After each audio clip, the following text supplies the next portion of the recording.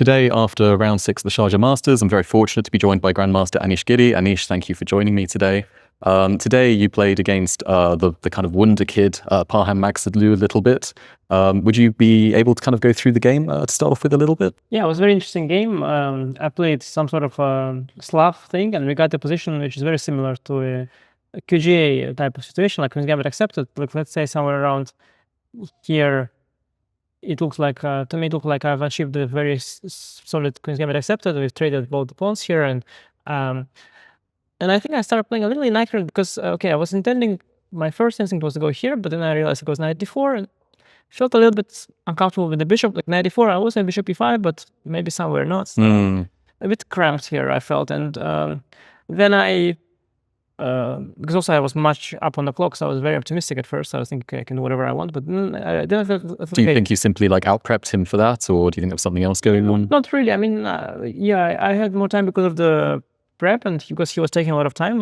He could have played faster as well, but yeah, I was still in position. I don't have any big ambitions with black here, so I just sort of merely equalized. Then I thought, okay, I don't know how to proceed actively.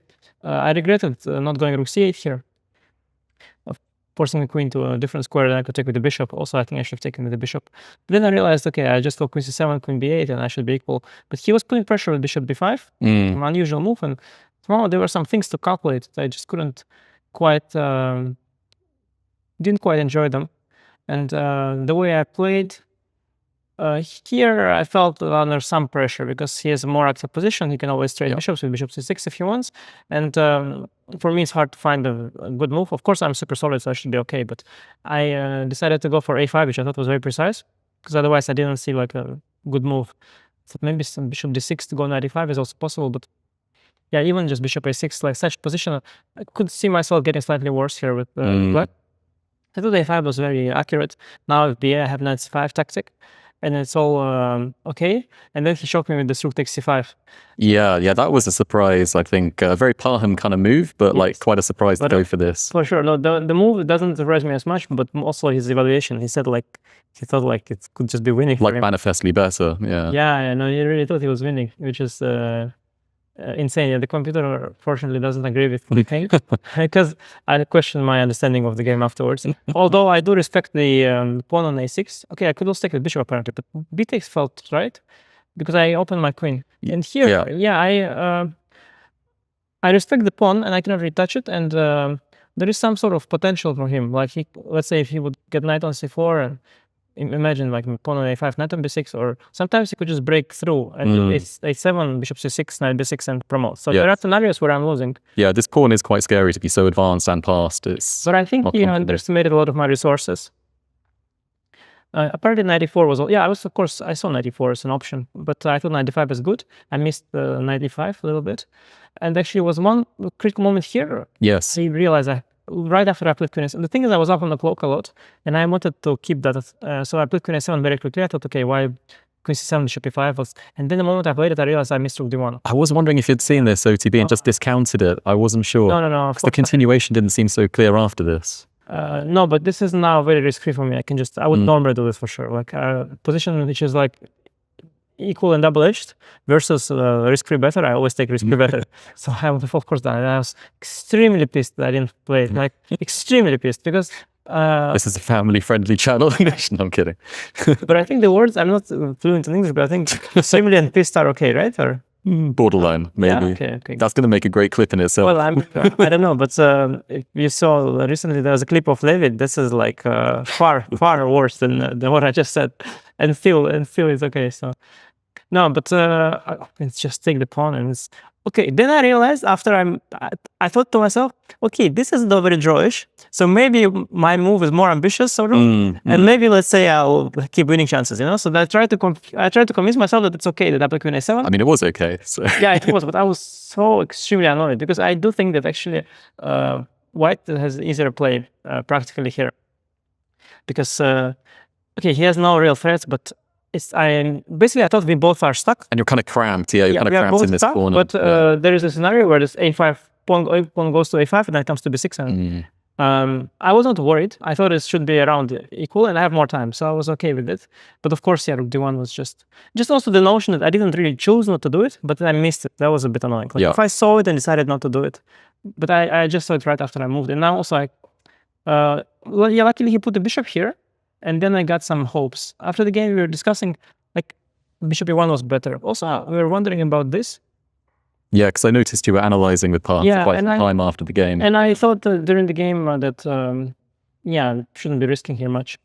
But because there's always chances against this king, she shouldn't underestimate. And also in the game, he missed that. He underestimated the danger, but there's simply some background. Yes. Yeah. This is the issue. Yeah, he's sort of now fishing for move repetition. I was very lucky that I paused because I also thought bishop e7 I could go. Then actually, besides repeating moves, he also has some knight e8 move. Oh. And then I thought, okay, I also have bishop e5, and then I realized that I have all these tactics for back rank. Yeah. And they're working now everywhere. I guess now knight e8 also loses some queen d7 or something. No? Does it queen d7? Does knight f6 check? Wow, beautiful. Yeah, queen d7. Wow. Yeah. No, wait, is it still working? It's queen d7, f6, gf, and g4, king h8. Hang on, I'm maybe hallucinating, yeah? But...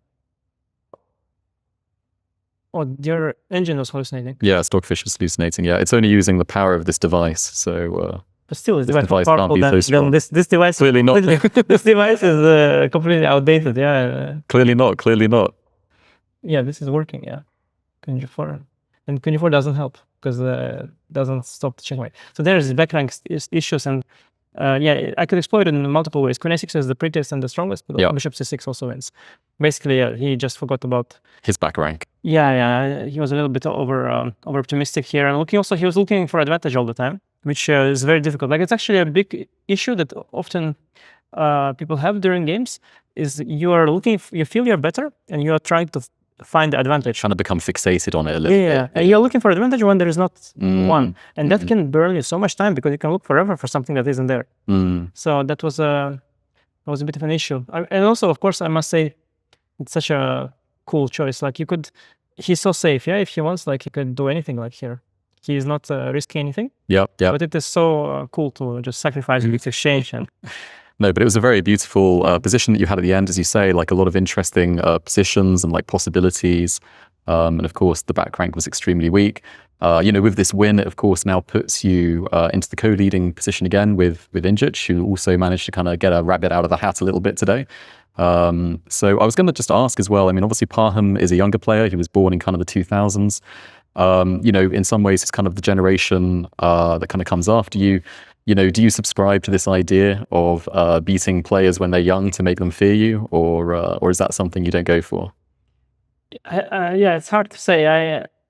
I think it's difficult. There is also the other side of it, like up-and-coming players when they're extremely young and very low rated and are rising very fast. Yeah. They are so scary in a sense because you don't know like what their real level is. Like you rather know that the guy is like 27-20 than 25-10, but like was 2100 a year ago. Had experience of this, right? In round 4 against Zemlyansky. Yeah, so I was terrified of him. Like I have no even idea. Younger than Parham. For sure. Like the Zemlyansky guy, I have no idea how good he is. He's rising extremely rapidly. His like blitz level is well over 2700 by all metrics. He's like 3200 on chess.com or whatever that's worth. And so like, is he already a top player? Like that would be strange because people normally are not top players at this age, but maybe he is. But even like in some sense you can get like so scared of someone, like it's not even scared, but it's like you just don't know, like the fear of the unknown. Not even fear, but like just being uncomfortable, not knowing who you're facing. Like for players who of course aren't your strength, like the equivalent might be playing like someone who's 1800 rated from India or something, and then you play them and it turns out they're actually 2200. And you rather play at 2200 than the 90, because somehow this whole thing it is a funny phenomenon, but you should also not overestimate that. And I remember comments of Evgeny Bareev, who's a Russian coach.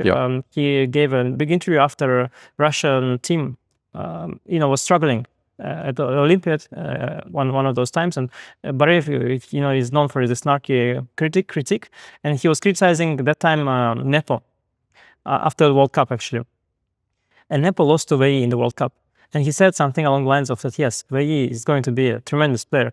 But right now he's a 12-year-old child. So it was something like that, yeah. Quite snarky, yeah. Yeah. But okay, Wei became, as we know, a top player, obviously. But that time he really was something like 12 or I don't know, 14. But he was very, very young and he shouldn't have been beaten Nepo yet, but he did.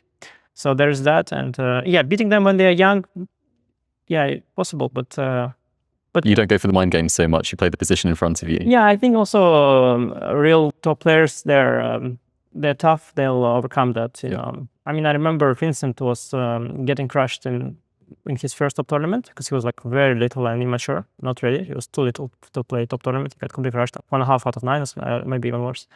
But okay, now he's a very confident young man and he's gotten over that. Doing very well in the Bundesliga, I think. It's not even Bundesliga. It's some German. I think it's actually German championship. Championship. Called, yeah. And he's doing tremendous. And just very quickly, as you've had the experience of playing Parham, I think was born around 2000, and you also had the experience of playing Zemlyansky, who I think was born around 2010. You know, any difference in those 10 years between those two players, the different dates of birth, in their approach to chess? I don't think it's, they're extremely different. I don't think that it's caused by their the age necessarily, but just styles. Like Zemlyansky looks like a very, very all-around player, extremely well prepared actually. Tries to remember his lines. Maybe it's younger players are more prone to do that. Maybe they're a bit more excited to show that they're prepared. Older players already shown that and they're no longer so excited. A bit more jaded. Yeah. Parham, on the other hand, is very risky, aggressive, takes a lot of risks. Also well prepared, but in a very different way. His preparation is very approximate. He doesn't memorize things move by move. He just has some ideas. He doesn't always repeat them before the game. And he's thinking a bit, choosing which idea to play. And while Zemlyansky is just making all these moves with 1 hour 36 on the clock. Today, you also see he went down some very obscure. It's not that obscure. I also know the line, but still, he went down very far into like here. Wow, yeah, move time. 1:36 on the clock. I mean, wow, yeah. Very random. The night is here, night is there, but everything had to be blitzed out. 36 minutes on the clock. Wow, that is different style. I don't think it's the age thing, but it's a different kind of player. No, well, Anish, thank you so much for going through your game and sharing those thoughts with me. Good luck for the rest of the tournament, and speak to you soon. Thank you, Anish.